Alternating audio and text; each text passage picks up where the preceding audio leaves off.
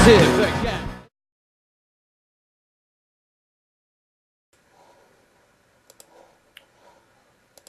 Hey, this is Floyd B. Mac, with you once again. Welcome to my new video series about Christian ethics.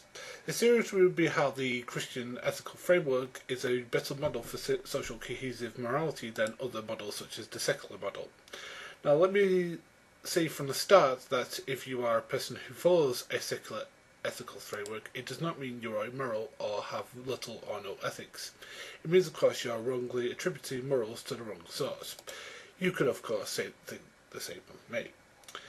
This series is not a condemnation, but an opening of discussion on ethical problems that I see in the secular model. How instead of changing morality, set morality seems to be a more progressive and cohesive model for the future. In this first video, I'll discuss the idea of forgiveness and how this is not an idea that is found in the secular model. As in the secular model, you are not expected to forgive. Therefore, this is one way I find that the secular model fails. Now, forgiveness leads to social cohesion. As a person who is willing to forgive, is willing to allow someone to forgive, will be willing to overlook past offences of that said person. I said that in our legal system we see this within our parole and release prisoners, where they are given opportunities to change and become better people. I think this is the Christian ethic at work, as they are allowed by grace or forgiveness by society in return for the understanding that they will try and reform. This is not necessarily necessary in the secular worldview, as the secular worldview. In the secular worldview,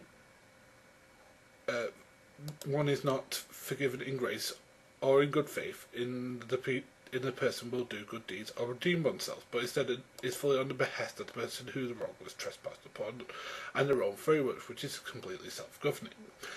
A thief who stole from them cannot redeem himself or be forgiven unless the victim says that they are forgiven. I find this odd, as you not wish to be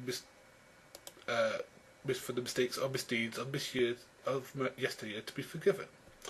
Now, instead, it should be expected that we find forgiveness in our hearts, as that better leaders ethically, as a person who did wrong deed can move on from the misdeeds, and also the victim can move on from the emotions of fear, despair, and isolation.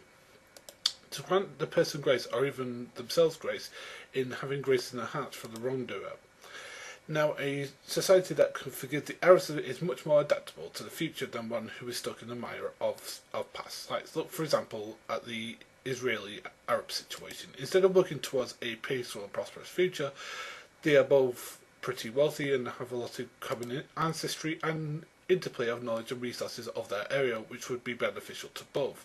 But the past by both parties can't be overcome. So a secular worldview can't suggest a reconciliation, as reconciliation takes forgiveness, and it's not an innate emotion of humans, but one that is expected for people who follow the teachings of Jesus Christ. The teachings of Jesus Christ are full of forgiveness. For example, the story of the Samaritan shows how we should forgive the mistakes of the past and treat people as the person as in need. Also, how we should forget trespasses against us, and how we should turn the other cheek when someone does something bad. How much better a society would it be if we didn't take a society themselves and turn it against the people as a whole? There would be no treating as Muslims as bombers and murderers, no holding of country past, at least some do, against Germany, not least the Germans themselves. How, if you go back to the Old Testament, the idea of forgiveness, for example, is there. For example, the story of Joseph being betrayed by his brothers and who were jealous of him, and him forgiving them when he was in a position of power. So the idea of forgiving horrible acts are intrinsic to the idea of Jesus and to indeed the idea of Reformed Judaism. They are not intrinsic to the secular worldview, as you are beholden to the individual to find it in themselves and you cannot account upon that. So I think this points to Christianity as being a better fit for a more forgiving and better moral system than secular ethics in this point here. Thank you, and I welcome any response. That's the first video in my series. The next video will be out soon, and it will be on the idea of charity. Thank you very much. This has been Follow Me Mark, and I'll see you once again.